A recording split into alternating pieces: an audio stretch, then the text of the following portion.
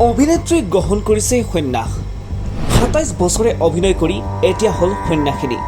অভিনয় এৰি হিমালয়লৈ যাত্ৰা নুপুৰ অলংকাৰৰ। জনপ্ৰিয় অভিনেত্ৰী নুপুৰ অলংকাৰে ত্যাগ কৰিছে সাধাৰণ জীৱন। অভিনয়ৰ উদ্যোগৰ পৰা অৱসৰ গ্ৰহণ কৰি হিমালয়ৰ দিশে গুচি গৈছে মোহময়ী অভিনেত্ৰীগৰাকী। ২৭ বছৰ ধৰি এই উদ্যোগত কৰ্মৰত নুপুৰে গ্লেমাৰৰ জগতখন এৰি সন্ন্যাস ধৰ্ম গ্ৰহণ কৰাৰ কথা ব্যক্ত কৰে। এতিয়া তেওঁ তীৰ্থযাত্ৰা আৰু দৰিদ্ৰ লোকসকলক সহায় কৰাত ব্যস্ত। নুপুৰে এই উদ্যোগ এৰি এতিয়া এগৰাকী সন্ন্যাসিনী হৈ পৰিছে।